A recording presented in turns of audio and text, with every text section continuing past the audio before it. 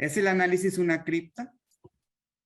Y bueno, agradezco al taller de investigaciones psicoanalíticas, mis amigas, mis amigos, maestros y maestros por la invitación, especialmente a Yolanda, Carlos, Olga, Alejandro, Emanuel, por todo lo que me han enseñado en distintos espacios y por su acompañamiento en estas travesías. Y empiezo por los siguientes epígrafes. El primero es el que estaba en el argumento, traído de una película que me fascina, que es la del Espinazo del Diablo, de Guillermo del Toro. Dice, ¿qué es un fantasma? Un evento terrible condenado a repetirse una y otra vez. Un instante de dolor, quizá algo muerto que parece por momentos vivo aún. Un sentimiento, suspendido en el tiempo, como una fotografía borrosa, como un insecto atrapado en ámbar. Un fantasma, eso soy yo. Cierro aquí el epígrafe. Otro epígrafe que les traigo. Las palabras pueden matar y precisamente por eso pueden tener la acción de sanar. Pierre Feirá en El sitio de lo ajeno. Cambiemos las imágenes de santos, de Cristos crucificados, de vírgenes. Cambiemos las edificaciones con ángeles y las puertas grandes. Cambiémoslo por imágenes vienesas, por fotografías y recuadros del Señor de los Sueños. Cambiemos el ataúd por el diván. ¿Qué diferencia habrá? El trabajo psicoanalítico, ese que día tras día nos invita a la vida, es un trabajo paradojal a diario con la muerte, con los que ya se han ido y sin embargo se mueven, circulan entre los vivos o entre los que se dicen vivos. Vida y muerte comparten el escenario del cuerpo, cada uno en su momento, cada uno a su manera, y el trabajo psicoanalítico lo revela. Las calaveras asoman como si el 2 de noviembre fuera diario en cada sesión. En cada palabra, los seres hablantes no vienen solos al consultorio, los acompañan sus síntomas, sus angustias, sus fantasmas y, claro, sus muertos. La muerte y la sexualidad son los ejes por los cuales se rige el aparato psíquico.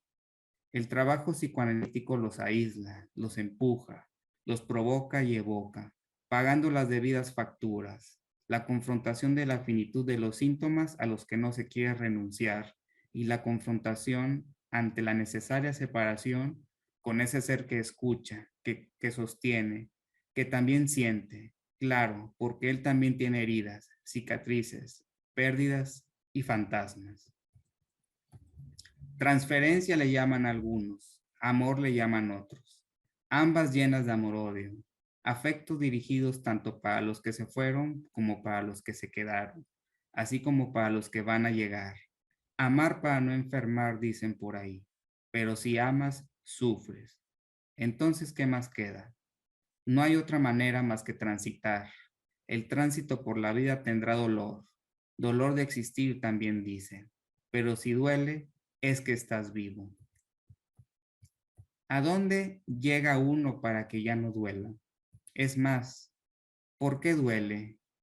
¿Qué me duele? ¿Qué me dueles? Al doctor se va cuando duelen los músculos, la espalda, la cabeza. Pero cuando duele el alma, ¿a dónde acudo cuando el alma está desgarrada? Precisamente por tanto cargar. ¿Cargar qué? Cuando dicen, ya no puede ni con su alma. ¿Es acaso porque no solo lleva la de él? Dicen que el alma pesa 21 gramos, pero cuando se acumula el peso, se ha de romper la báscula. Uno se constituye a partir de la pérdida, pero no de la perdición. Lo perdido permite apropiación, permite construirme, pero uno no quiere perder, no quiere dejar ir.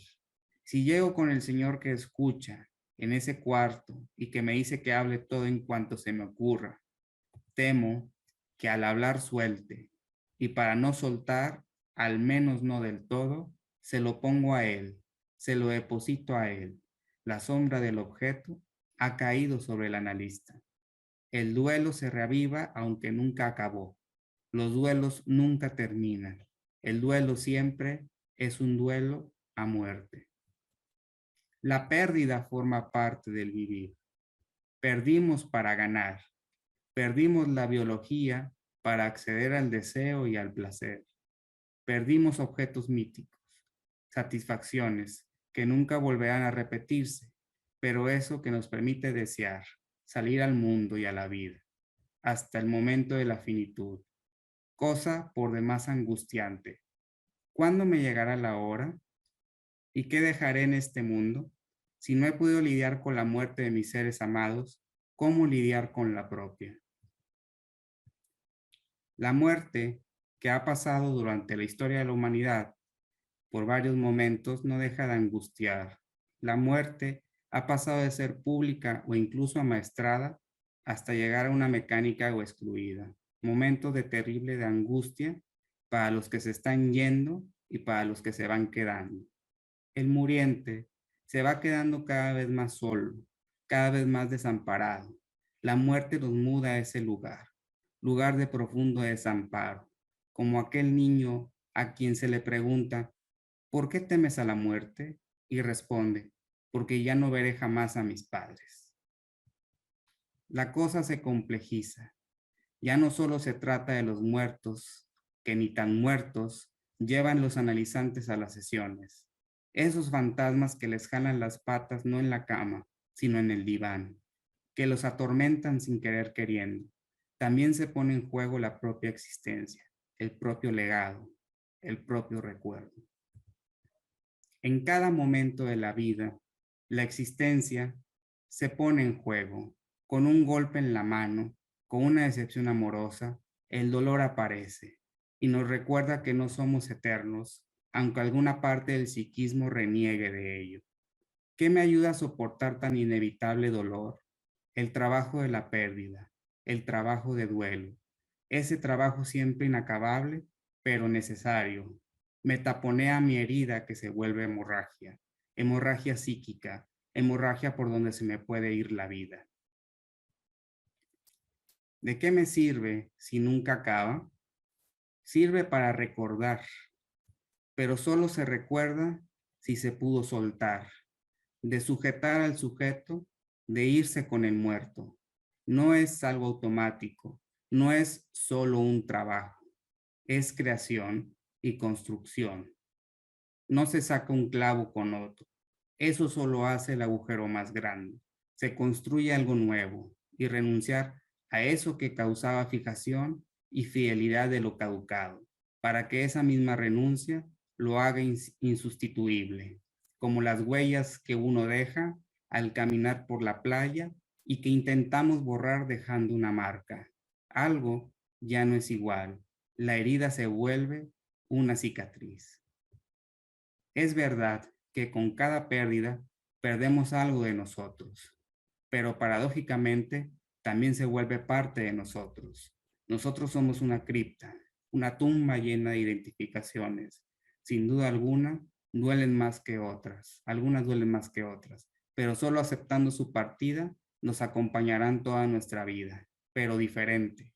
Al menos esa es la apuesta al acudir a ese lugar, a ese sitio donde las pasiones se alborotan, donde el amor-odio se reaviva, donde los muertos resucitan, donde los fantasmas retornan de lo reprimido y de lo no tan reprimido.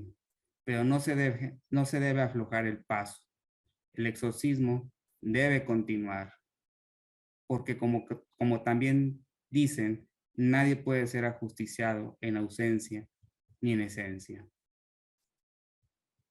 Pero no solo los fantasmas de aquel que escucha, no, de aquel que escucho se hacen presentes, también están los propios, aquellos que sin duda son importantes tanto para el analizante como para el analista, para amortiguar eso espantoso llamado realidad.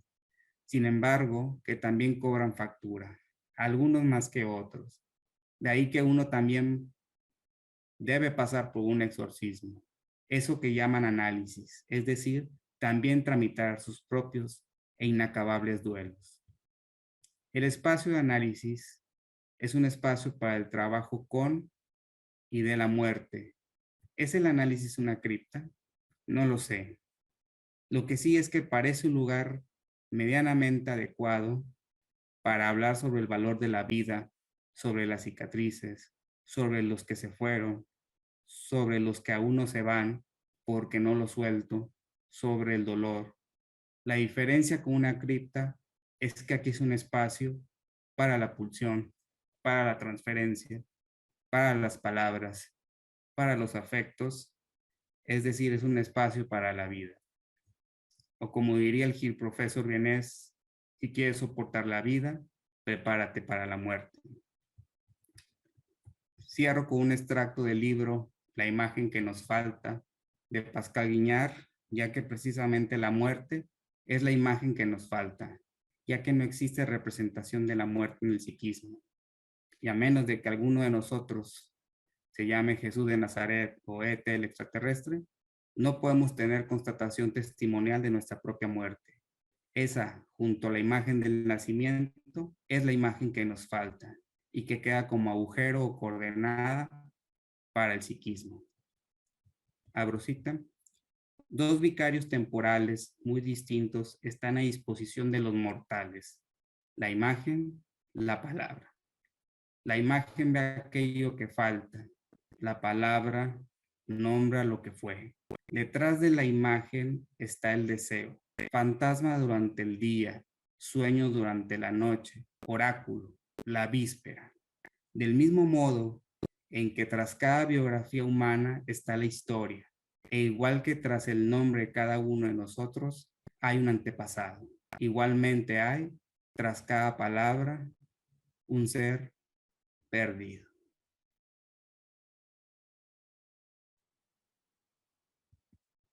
Bueno, breve, pero a los que le traigo.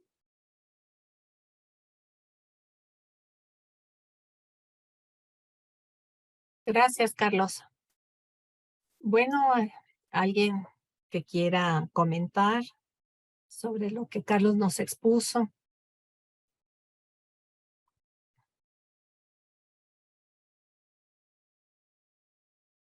Emanuel. Mi manota, porque no veo las manitas. Están hasta abajo.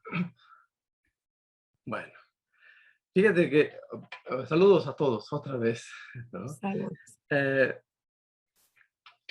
Me parece que está muy bonito y como una introducción a las próximas fechas, ¿no?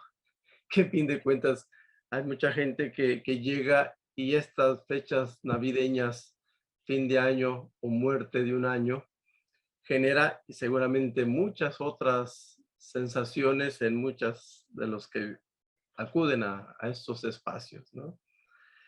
Y yo me quedaba con con diferentes frases, y una de ellas era: la muerte no está muerta, esa vive. Y tal parece que debe de haber una respuesta lógica a esta ausencia. En mi experiencia, voy a hacer la cuestión de como la teología, ¿no? Que yo viví años como teólogo. Me tocó ver a mucha gente morir, estar en el momento de sostener la mano y el último aliento. Son impresiones que no te quitas ni por varios años de análisis, ¿no? Y ese tocamiento, el último tocamiento, literalmente, ha dejado muchas sensaciones y ciertamente algunas encriptadas. Yo recuerdo una ocasión en Estados Unidos me tocó ir a acompañar a un futbolista de, fútbol americano, un grandote, así como 2 metros, cabeza grande, un futbolista. Y estaba esperando a su mamá. Y cuando llega la mamá, una mujer delgadita y chaparrita, que cuando abraza a su hijito, porque así le dijo, las 2 manos de la señora no alcanzaron a cubrir todo el cuello de este sujeto. Y cuando la abraza le dice: gracias, mamá, y murió. Literalmente murió. La piel se me erizó y ahorita que lo estoy platicando se me vuelve a erizar. O sea, ¿qué me dejó esa sensación? Pues todavía sigue viva en mi piel. Una muerte que no es muerte, que está viva en mi piel. Y en este sentido sí estoy totalmente movido porque el duelo que va a posibilitar esta nueva vida de aquel sujeto, de aquella señora, es una esperanza. Y cuando hablas de estas figuras de la iglesia, me parece que hay esta sensación de, de un sostén para aquellos creyentes, ¿no? En Dios o en la Virgen o en lo que crean. Pero esa esperanza, y tal pareciera que esa persona que perdió a su hijo nos dio esperanza a los que estábamos ahí. Nos dio esperanza de decir, bueno, esto es un camino, la vida sigue. Y escuchar eso en otras lenguas y los ojos que se te rasgan ¿no? de dolor y las lágrimas ahí a flor de piel y todo esto, me parece que sigue vivo y por eso creo que uno, la gran esperanza de uno en ese sentido son los espacios como el que bien mencionas, ese espacio de acompañamiento y de elaboración que yo creo que, fíjate, ya pasaron, ¿qué será? Unos 7, 18, como 20 años de eso y todavía lo siento, 20 años. Entonces eso no está, no es de, estaría en contra de aquellos que dijeran, supéralo. Digo, por favor, yo no sé qué significa supera eso, ¿de acuerdo? Me cuesta mucho trabajo hablar mágicamente, no lo puedo hacer. Me parece que hay que atravesar ese dolor y ese no se atraviesa solo, se acompaña, creo yo. Y por eso me gusta mucho la forma que lo trabajas y sí, los que ayudamos o estamos en ese espacio que hay esas criptas, salen nuestros fantasmas, como ahorita el mío en mi cuerpo, ¿no? Y lamento, digo, sale y fíjate, lo sigo hablando y sigue mi piel erizada, sí, sigue erizando. Digo, seguramente me falta trabajar muchas otras cosas porque me dejó una impresión en mi psiquismo que llevó muchos años y lo sigo recordando. Gracias por esas sensaciones, Carlos, que las revives en un taller que nos permite tallerear, pues, experimentar sensaciones que pensamos que trabajamos y resulta que están vivas, ¿no? Gracias. No, gracias por compartir, ¿no? Y creo que precisamente es el detalle, que creo que el chiste no se trata de olvidar, sino todo lo contrario, ¿no? Se trata de recordar, así como lo estás haciendo, pero quizás tú lo recuerdas diferente, quizás a otros momentos donde a lo mejor sí te hubiera afectado más, quizás, entre comillas, más para mal que para bien, ¿no? Porque afectado quiere decir que está lleno de afecto, entonces ahí la cosa sigue viva, ¿no? Pero precisamente ese es el detalle de recordarlo, porque no se trata de olvidar. De hecho, el duelo es eso, el duelo es posibilita el recuerdo, no, el duelo no es para olvidar, no es para borrar como un CPU los archivos, no, el duelo sirve para recordar, pero recordar diferente, para posicionarme diferente respecto a ese acontecimiento, ¿no? Ujú.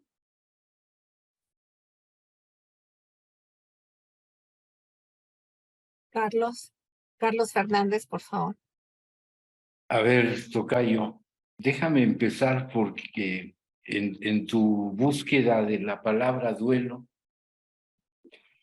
en efecto, yo nunca la busqué en ningún diccionario, salvo en el de Corominas, en el diccionario etimológico. Y ahí duelo aparece en primera instancia como desafío, al estilo de la época esa romántica donde se arrojaban el guante y el otro lo levantaba y se batían en duelo. No, digo, hoy se toma duelo, lo he escuchado, no digo que seas tú, como derivado de dolor. Y no tiene nada que ver con eso. Como que el dolor es otra parte, es otra. El dolor, citando a Freud, El dolor vendría con la pérdida, no es el duelo propiamente. Y duelo no deriva de dolor. Duelo es un desafío, y un desafío que implica, de algún modo lo dijiste tú, es un duelo a muerte. Implica matar al muerto en tanto es una parte de mí identificada, o que yo identifico que pierdo. ¿Sí? Ahí viene el dolor. Lo demás es un desafío. Creo que eso podría dar cuenta de esto que se mantiene. Es un desafío que vaya, esa muerte si no se lleva a cabo el duelo. Pero es un desafío que continúa, como decía Manuel hace un rato, es un desafío para el resto de la vida. Es decir, yo perdí y ahora a ver qué hago con esa pérdida. A ver cómo creo algo que creo que está en consonancia con lo que tú nos presentaste. Cómo creo algo que no necesariamente sea un sustituto o un relleno del vacío que nos deja eso. No, es una incitación, y así te lo entiendo, una incitación a crear algo nuevo a partir de esa pérdida. Luego, es una figura, porque además es muy sugerente el título de lo que nos presentas, ¿no? Una cripta. La cripta y fantasma, yo inmediatamente los asocio con Abraham y Torok, Abraham y Torok. Pero la cripta no es el féretro. La cripta es algo que está, de acuerdo con estos autores, está mucho más de fondo, porque el féretro o la tumba suelen tener epitafio. En la cripta no hay epitafio, como la entienden ellos. Es algo tan encerrado que sigue una secuencia que seguramente conocen los que me escuchan. De esto no se dice, de esto no se habla, y de esto no se piensa. Esto no se piensa es lo encriptado para estos autores. Ya no forma parte de lo que se dice, ya no tiene palabras. Podríamos pensar es un muerto tan muerto que no hay manera de evocarlo. Y sin embargo está haciendo mella en las personas que tenían vínculos con eso, ¿no? Esa sería la cripta. Y el fantasma, que es una noción muy debatida, desde Freud nunca habló de fantasma, fue más bien la Melanie Klein la que empezó con el fantasma, pero un fantasma consciente, y bueno, y ahora es un fantasma inconsciente que sí daría cuenta justamente de esta cripta, pero no tanto, no sé si, bueno, es para pensar, es para tallerear esto, no tanto como la persona muerta, sino el guión que sigue el que le sobrevive, como si estuviera todavía viva. Me refiero al guión en cuanto a sus actitudes, sus comportamientos, que eso tocaría más con el fantasma como lo trabaja Lacan, ¿no? El fantasma tiene sentido, de un guión de comportamiento que responde, vete tú a saber a cuántas cosas, ¿no? No hay fantasía inconsciente, no le bastó a Lacan para llegar a decir fantasma. Bueno, esto del guión se me hace muy importante porque sí está en consonancia con esta idea de que hay algo que persigue, que persiste, como te decía hace un momento, hay algo que persiste en la actitud, en el comportamiento, en la vida emocional de las personas, que se conserva. Y en ese sentido, como decía Manuel hace un rato, bueno, él vive como fantasma en ese sentido, ¿sí? No es al estilo, perdón, no es al estilo Gasparín, como un poco lo retrataste al principio en la cita que hiciste, ¿no? No me acuerdo quién fue, pero creo que de La del Guillermo del Toro. Toro. Sí. Soy un fantasma como una fotografía muy, bueno, muy Borrosa, dice. borrosa. Borrosa. Bueno, ese sería el muerto.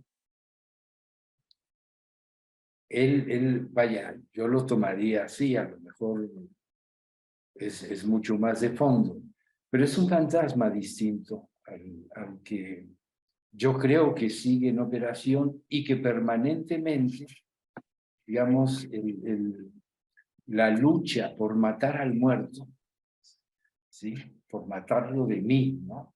Esa lucha persiste en la forma de un guión que luego es exhibido, por así decirlo, frente a otras muchas personas. Y entonces habría que hablar de si es muerte de algo en el yo, no incluye solamente, o pérdida, pues para ponerlo más claro, pérdida de algo que tiene que ver conmigo, que es yo, no solamente se juega en un ataúd, ¿sí? No es que el ataúd es el divorcio, también estaría incluido ahí, o separaciones, es cantidad de cosas que tienen que ver con la pérdida de algo que tiene que ser yo. Y en ese sentido, la imagen que presentaste al principio, por cierto, muy fuerte, el yo es un féretro, pero es un féretro vacío, porque si pensamos ese yo, todo esto lo sugiero para pensarlo, ¿no? Como precipitado de identificaciones muy a la freudiana, o un yo descentrado de sí mismo, es decir, un yo que no se localiza donde está la carne, ¿no? Un yo que siempre está en otra parte, al estilo de Lacan. Eso es el féretro. El féretro es un yo que, por así decirlo, está vacío, vacío de sí mismo. Y hay todo un trabajo ahí, me parece que también es una posibilidad de aproximación clínica, de resignarse, un poco lo insinúas, a vivir en un vacío del mí mismo. Soy yo, sí, pero soy yo en tanto que otros. De otro modo, el yo no tendría ningún sentido, ni siquiera el enunciado. Hay otros y por eso puedo decir yo, pero es un intento de delimitar algo que me pertenezca, que sienta como yo mismo, como es la expresión coloquial. Yo mismo diría, pues sí, y yo me dije a mí mismo, ¿qué es lo que tiene?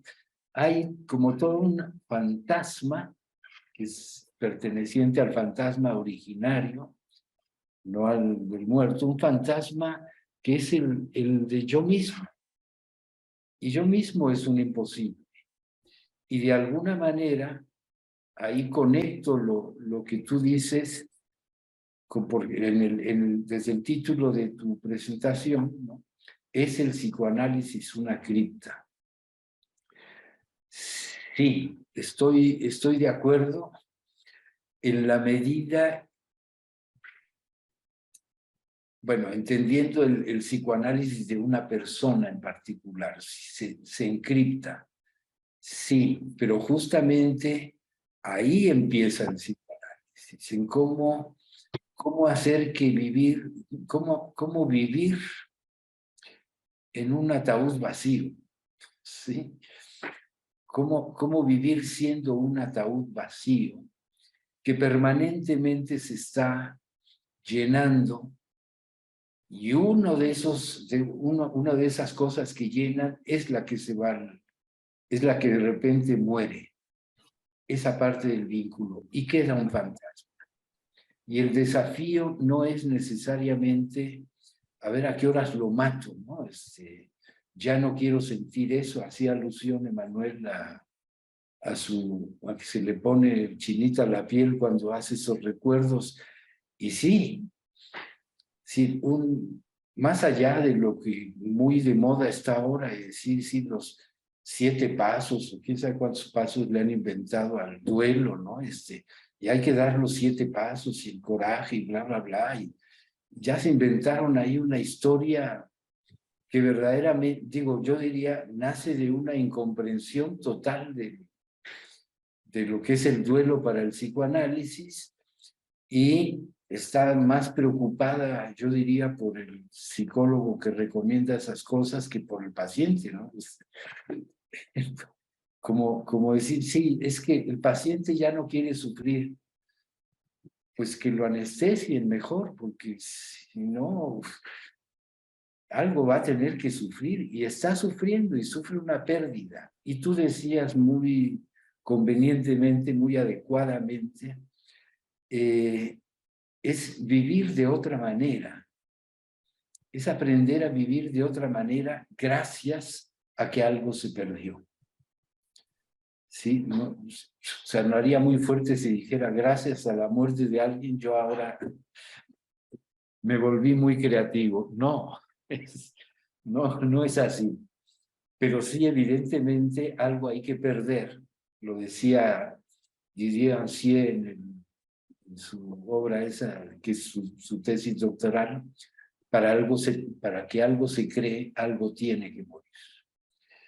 Y entonces es una condición muy, muy especial que en efecto convoca a hacer un duelo, no para salir triunfante matando al muerto, sino, digamos, casi agradeciéndole, ¿no? Todo lo que hiciste por mí, todo lo que yo aprendí, ahora que tú me faltas, ahora que hay una falta en mí, que sería más consonante con eso. Ahora que algo me falta, ahora tengo que hacer algo. Y ese es el tema precisamente del psicoanálisis, porque falta comprensión, falta consolidación, falta continuidad, faltan muchísimas cosas. La falta tiene se representa infinitamente de infinitas maneras, ¿no? Pero bueno, muy agradecido con tu participación, y bueno, aquí no se acaba, todavía seguiremos platicando, pero esta primera intervención espero que nos ponga a pensar cosas. Sí, muchas gracias, Carlos. Totalmente de acuerdo con lo que dices. Y sí, por algo yo y los tanatólogos no nos llevamos. Creo que por algo tenemos algunas discusiones. Y claro, o sea, tomando algunas pequeñas cosas de todo lo que nos has enriquecido, si me lo permiten. Por ejemplo, el título, cuando Yolanda me invitó, dije, ¿cómo? Primero, escoger de qué hablar, ¿no? Y bueno, pues escogí el tema y luego, pues, ¿cómo lo titulo? Y luego se me ocurría ponerle en lugar de cripta tumba. Y dije, pero se va a escuchar muy acá. Y luego recordé una serie de mi infancia que se llamaba Cuentos desde la cripta, donde a grandes rasgos, si no alcanzaron a ver, tampoco era la octava maravilla, era Pasalona, era una serie donde una especie como de momia de Guanajuato estaba en su cripta, en su tumba, y contaba historias, ¿no? Pero era el tipo, era como la Rosa de Guadalupe, pero gringa, ¿no? O sea, más o menos de esas historias. Y claro, las historias terminaban mal, no terminaban con la rosa ahí saliendo, ¿verdad?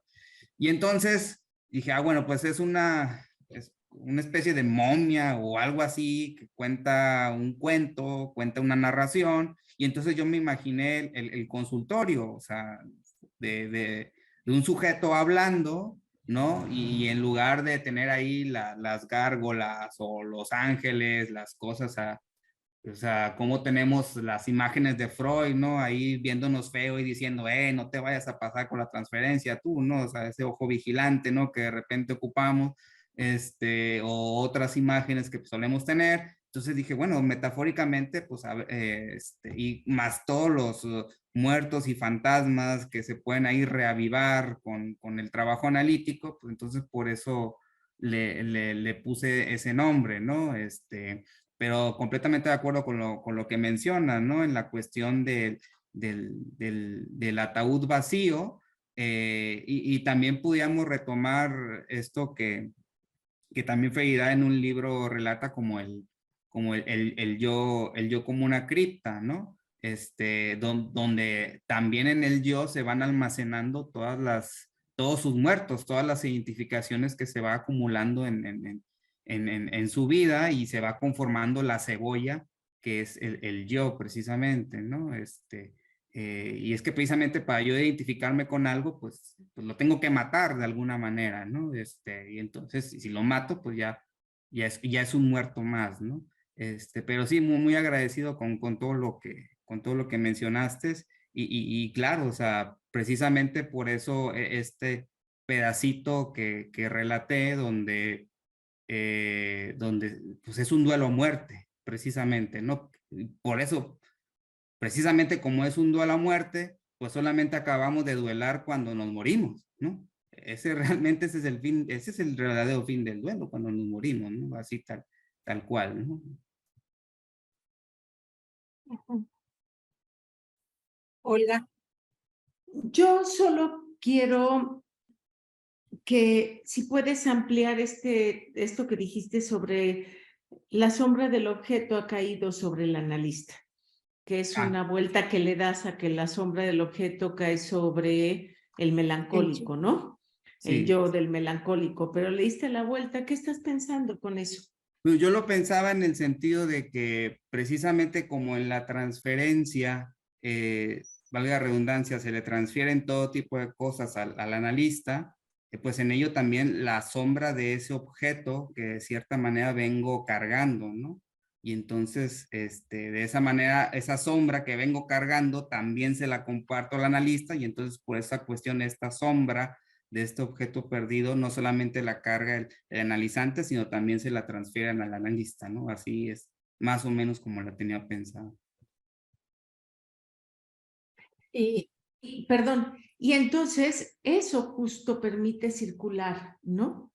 Que empiece a elaborar, porque no está sobre sí mismo, que podía ser apabullante llevarlo a la melancolía, sino ponerlo en el analista abre la posibilidad de la elaboración.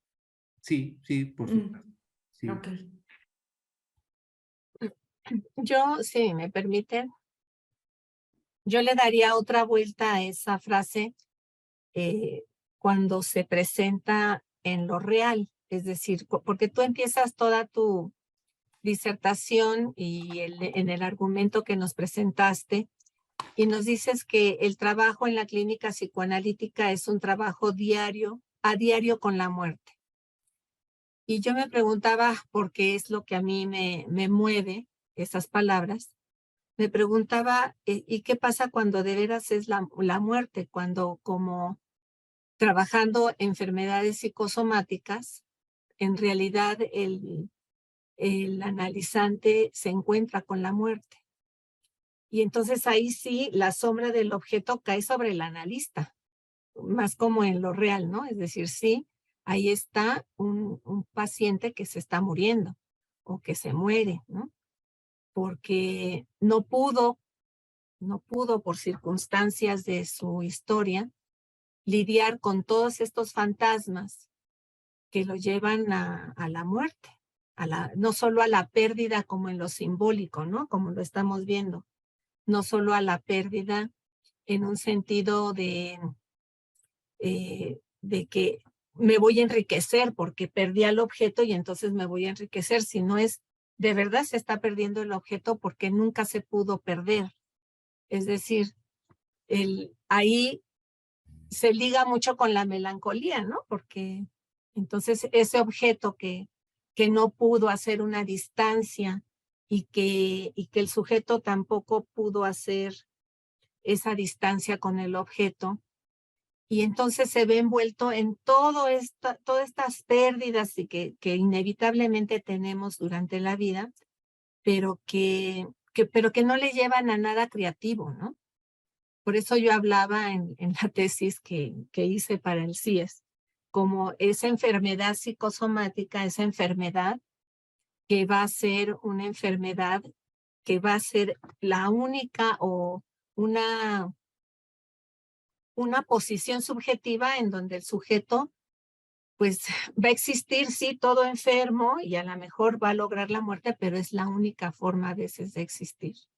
Enfermo, necesitando al otro, ¿no? Pero con un argumento que puede llegar a ser, pues yo te necesito y no me voy a desprender de ti porque no puedo solo en la vida. Entonces la falta como dice Olga, pues, si ya lo puso afuera, pues ya puede hacer algo creativo, ya está afuera. Pero cuando no se puede hacer nada porque hay tanta la proximidad del sujeto y el objeto que no permite que se ponga en el afuera todas esas pulsiones, ¿no? Toda esa destrucción que trae a veces el sujeto. Entonces, sí me preguntaba, ¿cuál sería la incitación ahí? Digamos que para poder efectuar algo creativo tiene que haber la pérdida, tiene que poderse asumir la pérdida del objeto. Y tú que has estudiado más la melancolía, me parece que puedes abundar un poco más sobre eso.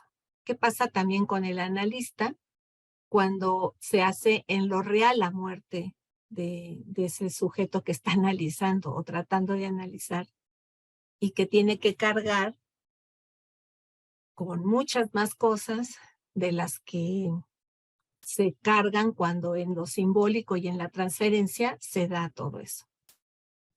Claro. Fíjate, como diría un supervisor mío, el doctor Pereña, dice, todos somos torpes a la hora de morir. Es decir, esta cuestión del prepararse para la muerte, ¿no? De ayudarlo a morir mejor. O sea, quién sabe qué sea eso, pero ayudarlo a morir mejor.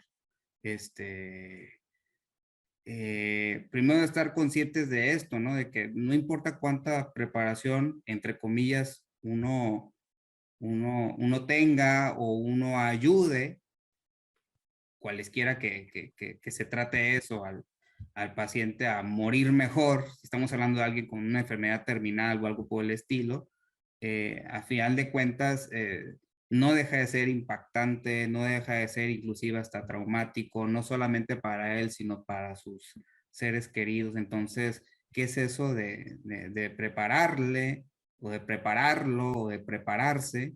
Sino más bien, uno puede ser consciente primero del respeto que se le tiene que dar a la muerte y de tomarlo como algo propio de la vida.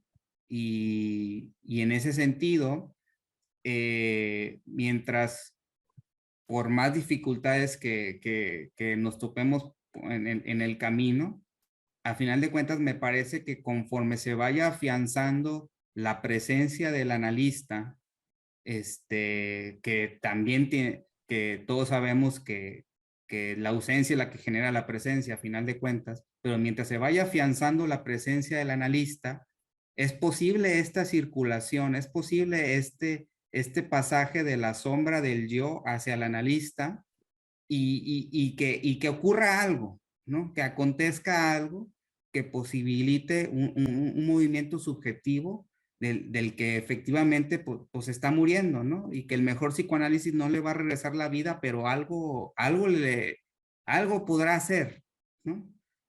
Algo ocurrirá. Pero sí, me parece que definitivamente, ¿cómo? Pues obviamente no hay un manual así, tal cual, un recetario para hacerlo, pero me parece que afianzando de alguna manera la presencia para volvernos un objeto que el psiquismo del analizante construya, o sea, volvernos una referencia para la construcción de un nuevo objeto, de ese objeto de la añoranza que no terminó de afianzarse, puede posibilitar un reacomodo importante, ¿no?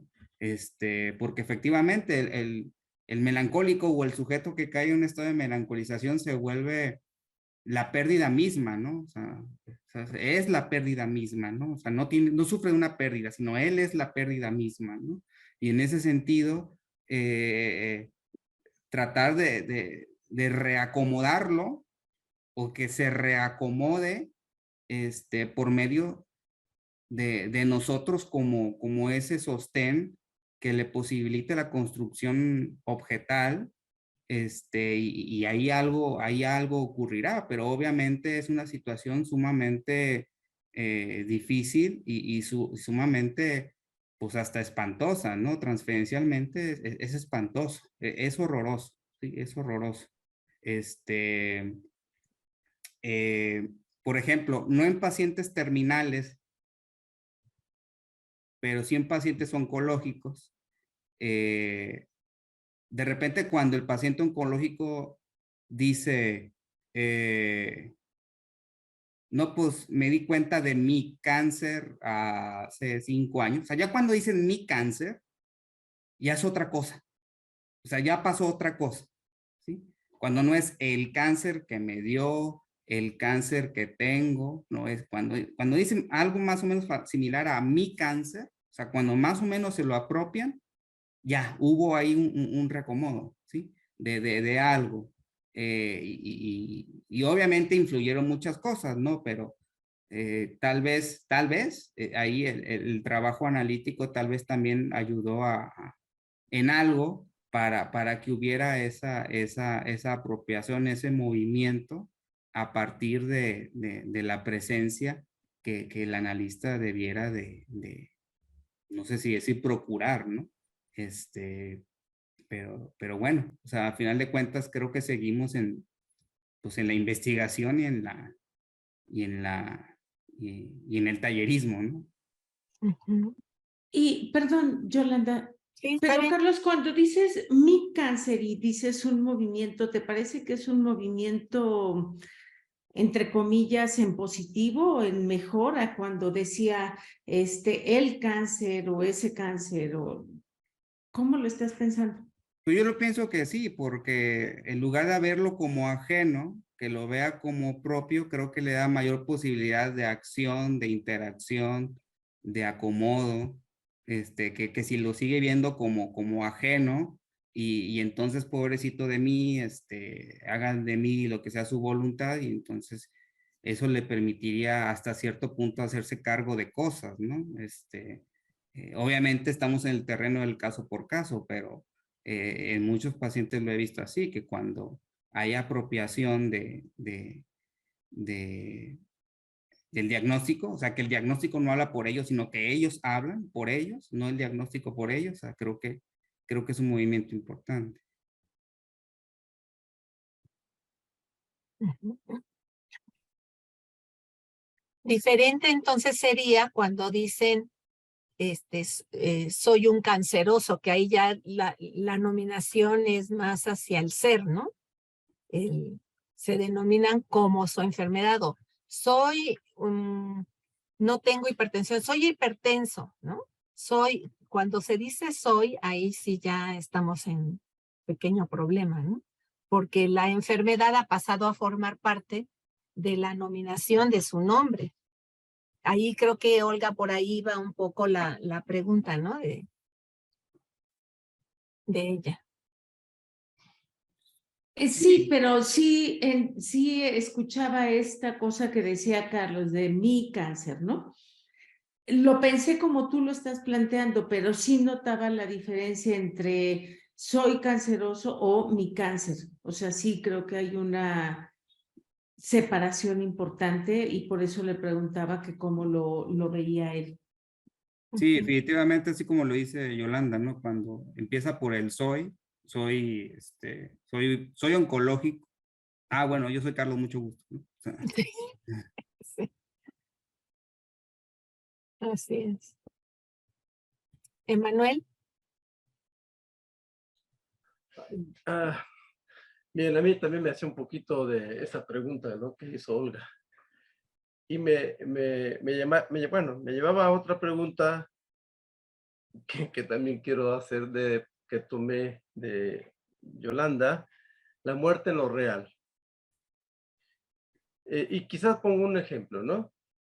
Llega una señora, habla, tiene su primera entrevista y después deja la cita, ¿no? Digo, hay una cita continua, la siguiente cita no llega,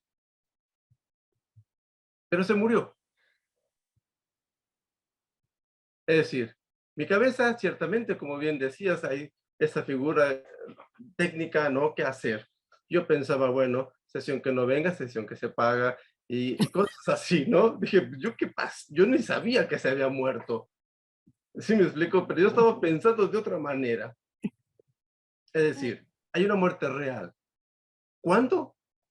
Yo supe después de 2 semanas que se había muerto y me dejó 2 semanas esperando en mi cabeza. Emanuel, pues, ¿qué le dijiste que se murió?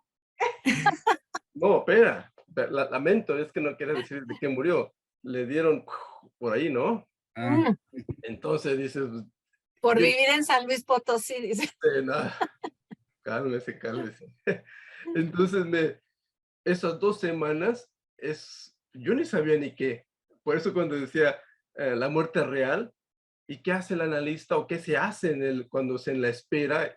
¿Qué hago con toda la teoría que pueda tener, no? El encuadre, si no está.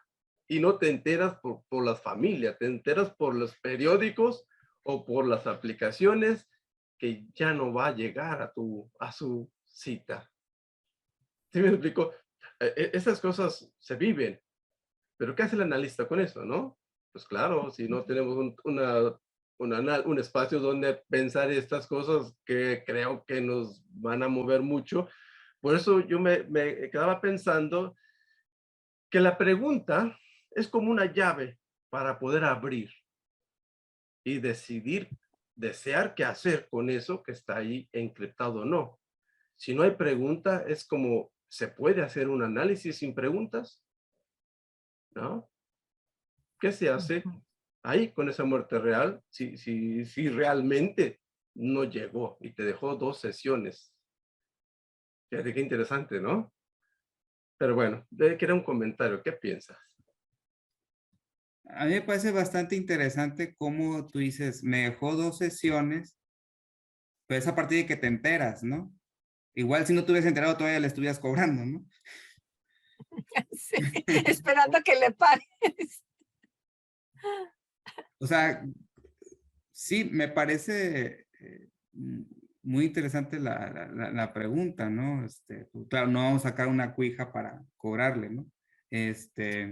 Sin embargo,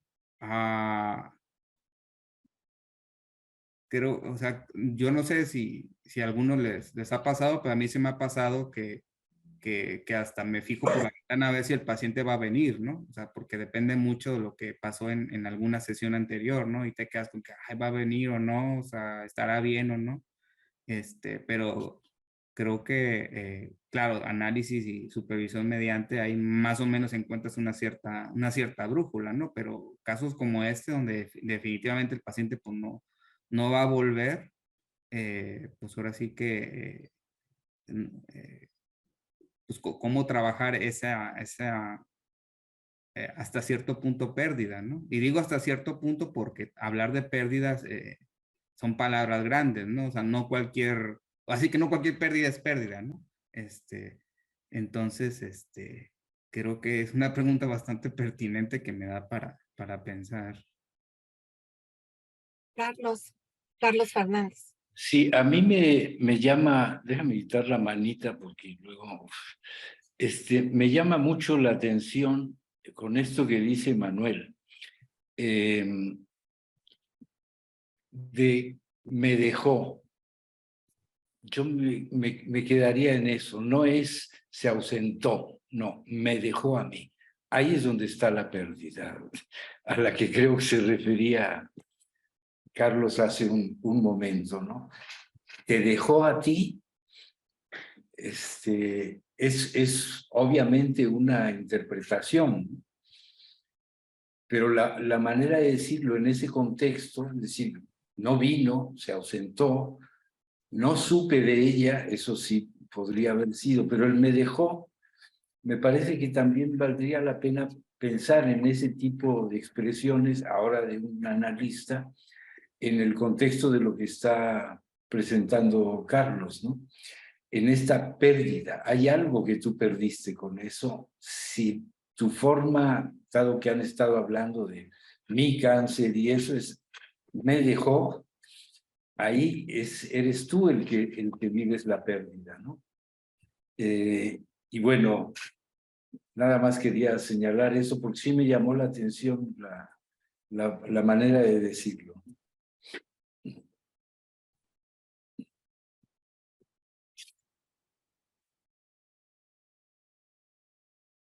¿Alguien más? Jorge, estás muy callado desde hace varias sesiones.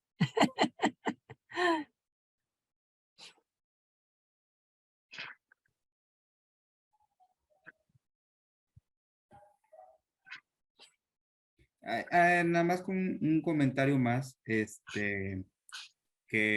lo iba a incluir en el escrito, pero lo omití, pero creo que da la ocasión para mencionarlo.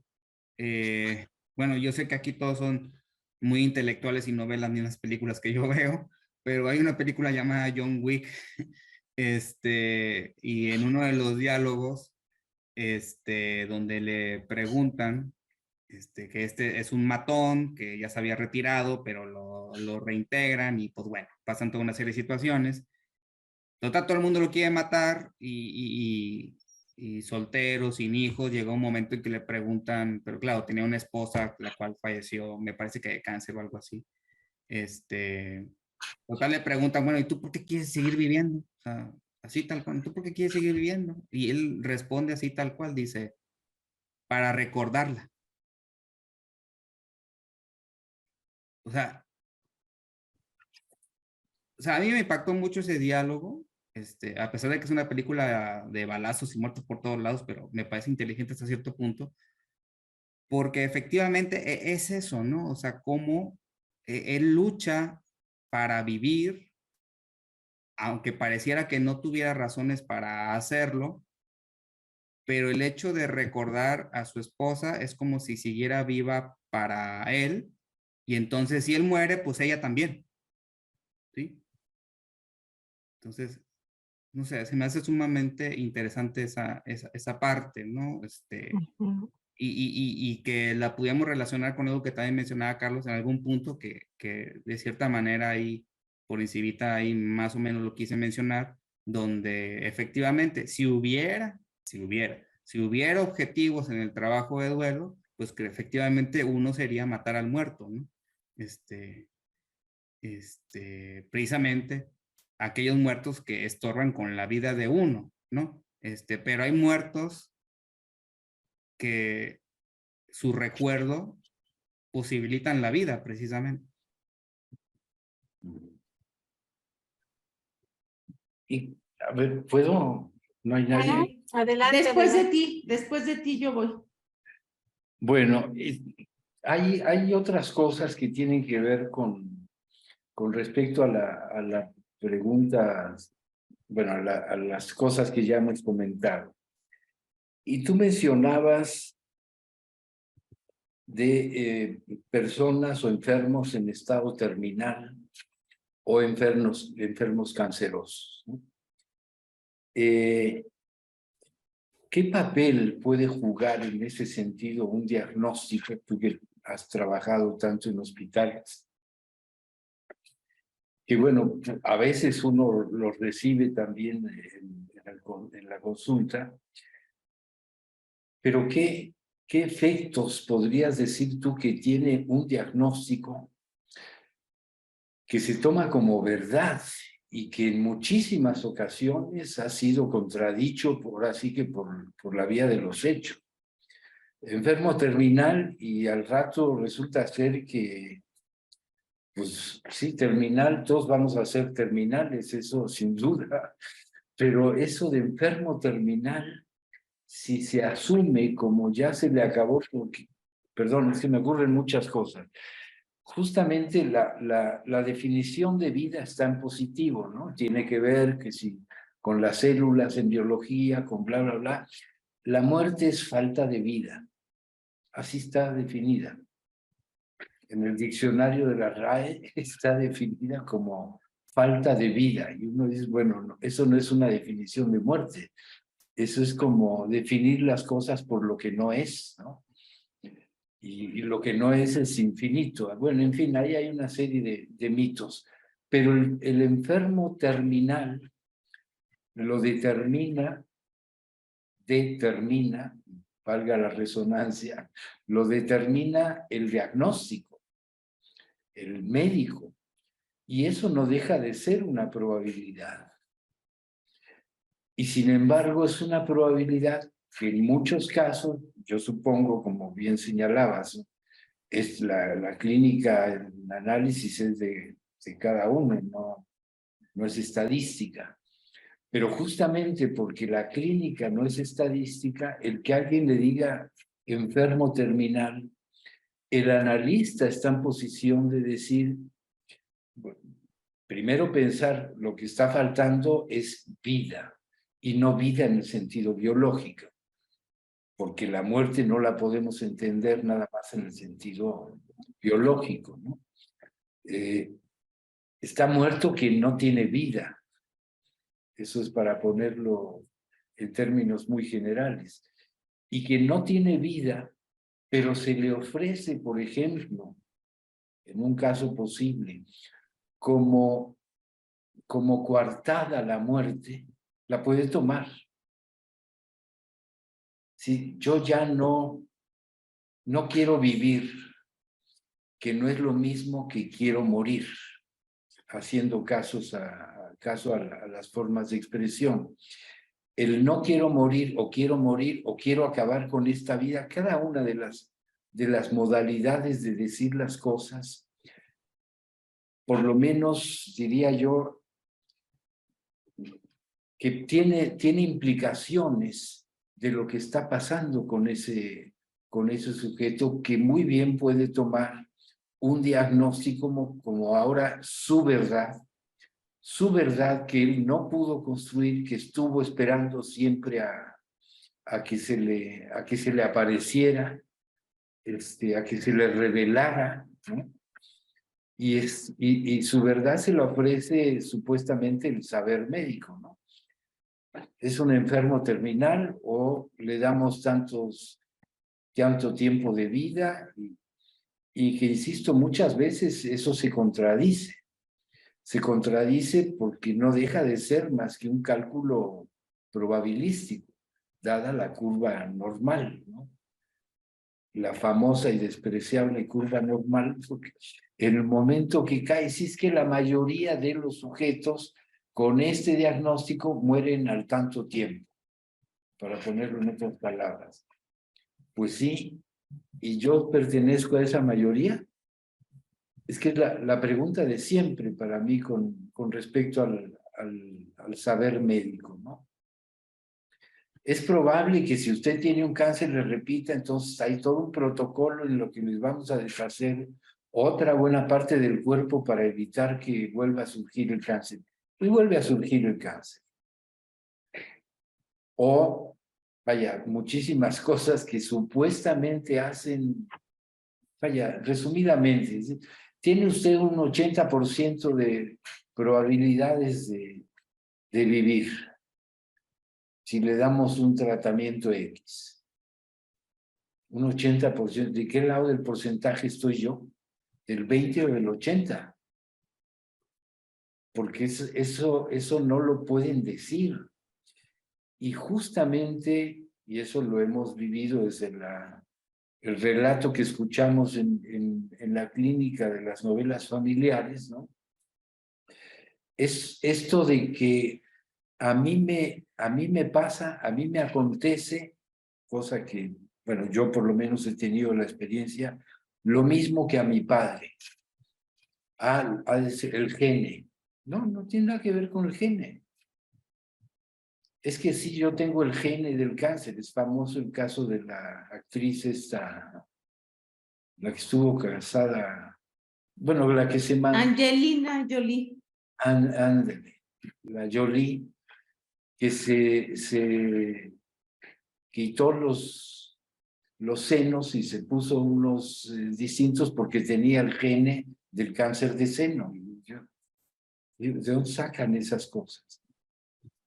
Es decir, no quiero hablar demasiado de esto, pero evidentemente está entramado ahí una serie de prejuicios que dan ocasión a que de algún modo se tome de eso alguien que no quiere hacerse responsable. Hace poco con Olga y Yolanda hablábamos de un caso así, un caso que tenía Olga, ¿no? Se toma de eso como decir, ya no tengo remedio. Yo estoy ya condenada. ¿Quién la condenó? ¿Qué tipo de coartada es eso? Y entonces, ¿qué se puede hacer frente a una persona que está diagnosticada con cáncer o que es un enfermo, entre comillas, terminal? Yo creo que ahí todavía hay mucho que hacer. Y no nada más para ayudarlo al bien morir, ¿no? Como se decía, no.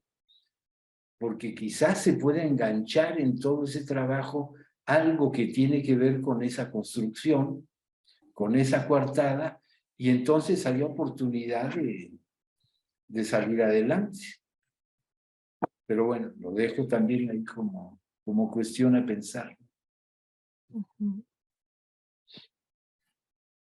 Sí, hay pacientes terminales que no terminan, ¿no? O sea, que algo no termina, ¿no? Y se prolonga, inclusive hasta varios años, su estancia en la vida. Y al menos con lo que yo me he topado, alguien se habrá topado con cosas distintas. Con lo que yo me he topado es que muchas veces sí, o sea, es tan impactante el diagnóstico. O sea, tú eres un enfermo terminal, te queda tanto, que lo que yo me he topado es que tan se la creen que efectivamente ya no quieren nada, ¿no? Y a lo mejor lo que se pudo haber prolongado se adelanta porque tan renuncian a todo que se descuidan por completo, ¿no? En la mayoría de los casos que yo me he topado con eso, ¿no? Habrá quien se haya topado con otras cosas, pero sí, definitivamente el saber médico es tan poderoso que terminan dictando sentencia, ¿no? Sentencia de muerte y tarde que temprano se termina cumpliendo. Le dicen la profecía autocumplida, ¿no? Pero no es la profecía del médico. Es que ahí es donde dijo esa profecía cumplía una función en ese paciente que finalmente termina por adoptar su destino, el destino que le marca el médico. Se cumple la profecía del paciente, no la del médico. Pero bueno. Emanuel. No, Olga iba, ¿verdad? Olga. No, pero Olga deja y a luego Emanuel, por favor, porque déjalo ya, después entro, no se me olvida. No puedo, a mí se me puede olvidar. En eso que estaba hablando Carlos, está la otra parte, me pareciera. Ese sello como de omnipotencia eclesiástico, ¿no? De asumir esta parte es la voluntad de Dios. O sea, enfermedad como esa ya no posibilidad de hacer algo, ya te tocó. Y entonces mágicamente, pues sí, hay estas palabras también que son como lápida y que no permiten hacer algo. O sea, ya está ahí, hasta ahí llega y entra en ese proceso quizás como de, entre comillas, de duelo para terminar de esa forma. Pero ¿qué hacer con esas palabras de lápida, no? Tanto médicas como del otro lado, porque sí las hay. Ese era mi comentario. Ujú. Gracias. Olga. Bueno, a lo mejor Carlos quiere decir algo con respecto a lo de Manuel, pero sumo para que puedas pensar y te sueltes después, ¿no? Pensaba en esto que decía Carlos y Emanuel, que la enfermedad en muchos momentos nosotros le hemos planteado como un llamado al cambio, ¿sí? Como algo que está, ¿no?, ahí exigiendo un movimiento y que justo con el diagnóstico médico parecería que petrifica más al sujeto, ¿no? Y sí, le sirve de coartada, y es a donde pienso la coartada.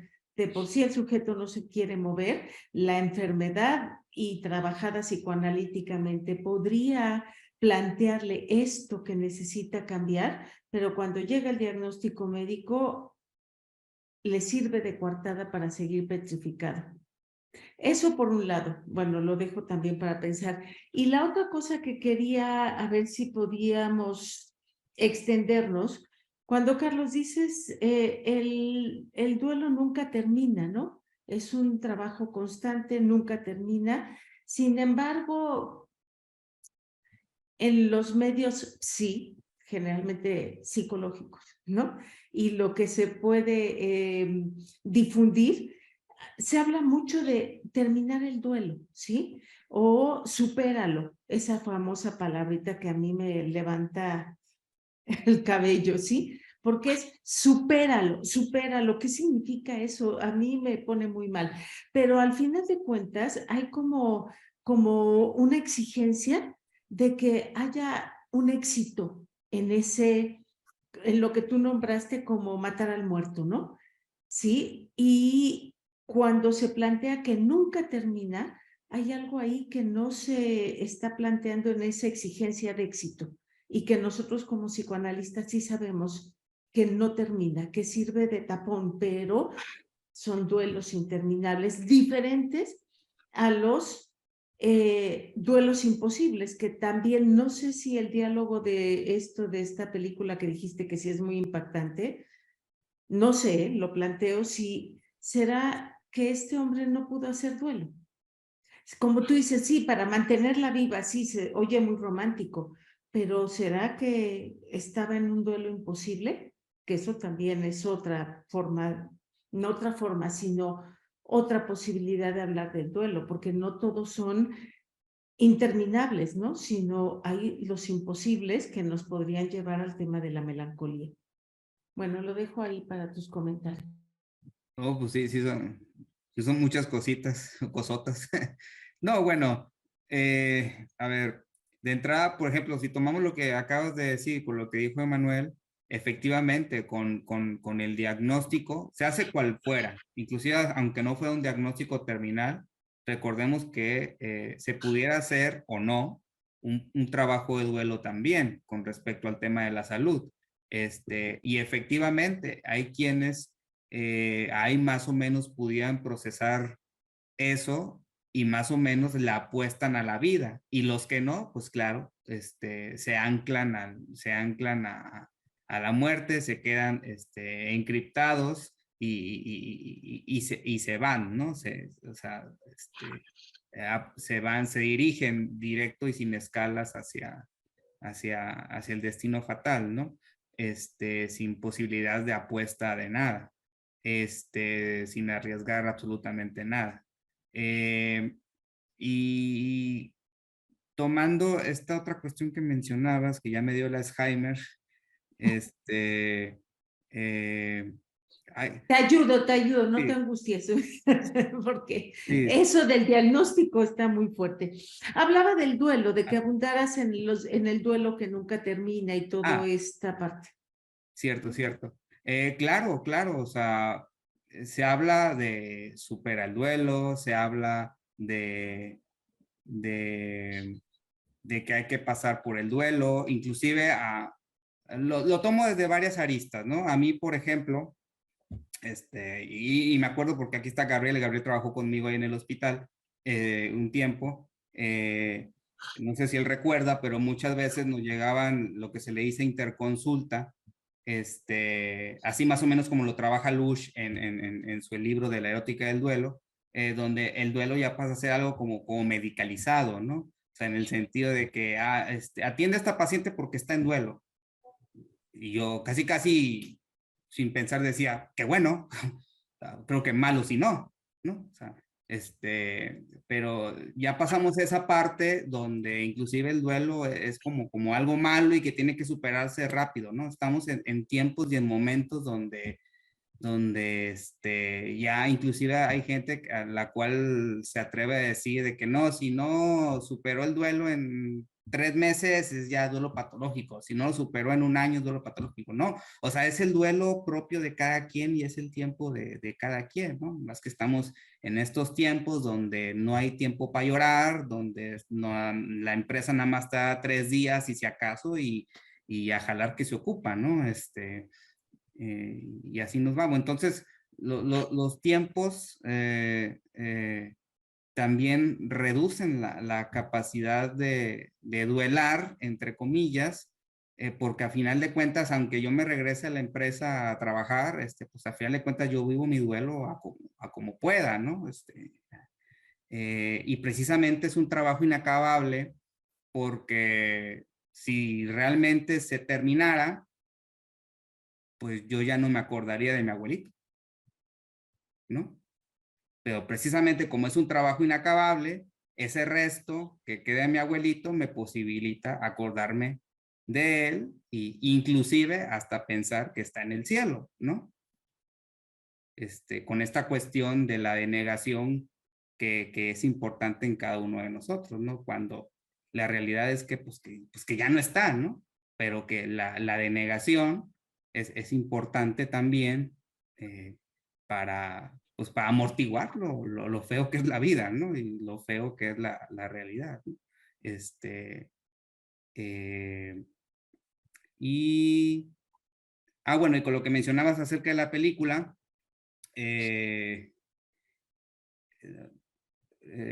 lo que pasa es que a este personaje, bueno, agregándole más cosas de la ficción, a este personaje le matan a un perro que le había regalado su esposa. Entonces le matan al perro y él lo sintió como si lo hubieran matado a la esposa, ¿no? Y entonces agarra una venganza terrorífica contra todo mundo por ese asesinato del perro, ¿no? Entonces, eh, y entonces es como si, sí, quizás sí, hubo ahí una interrupción, una irrupción muy profunda al posible duelo del personaje. Nunca me imaginé que estaríamos hablando de John Wick aquí, pero bueno, ya lo estamos haciendo. Hubo una irrupción en el posible duelo del personaje y quizás eso haya incrementado esta cuestión de no morir para seguirla recordando, ¿no? Y un posible como encapsulamiento del duelo, ¿no? O encapsulamiento de la no pérdida.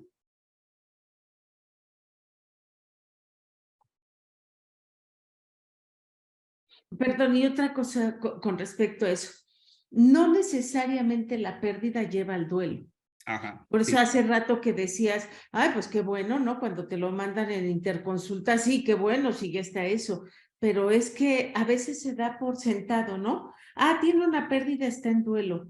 No, no necesariamente, porque hay muchos mecanismos que pueden entrar en acción, como ¿no? No, a lo mejor no está muerto, ¿no? Lo que sea que pueda estar ahí y no permiten la entrada en el duelo. Sí. Y agrego otra nota sobre el duelo, que hay veces que un duelo, que una pérdida que provoca un duelo, despierta o hace el duelo de otras pérdidas que no se pudieron hacer. ¿Sí? Y que a veces por eso no se puede entender la intensidad con la que se está viviendo un duelo en un momento, ¿sí?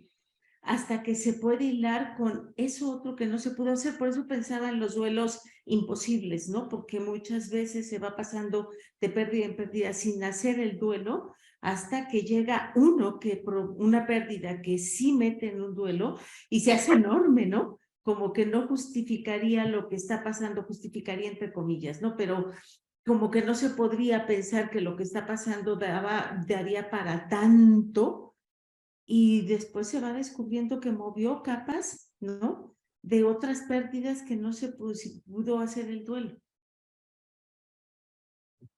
Abundando más sobre de esto, tenemos autores, ¿no? Como Sami Ali o el mismo Abraham Torok, que nos hablan de que en ocasiones es imposible hacer el duelo justo porque el objeto no se perdió.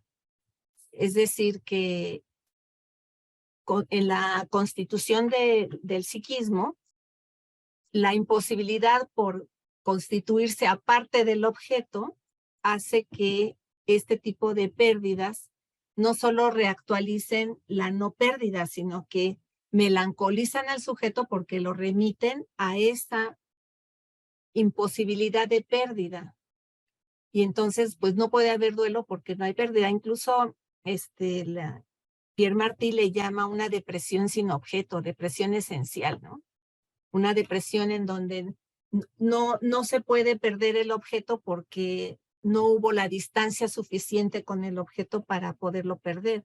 Si no perdiste al objeto, pues entonces, ¿cómo puedes rememorar la pérdida como para hacer una resignificación de la pérdida, ¿no? Sabemos que estructuralmente la pérdida se va resignificando con cada etapa de la vida y no se puede hacer. Entonces, sí, son como constituciones melancólicas, ¿no? Que ahí se van teniendo en la base que impiden, dice, que después pueda haber realmente la capacidad de hacer un duelo, ¿no?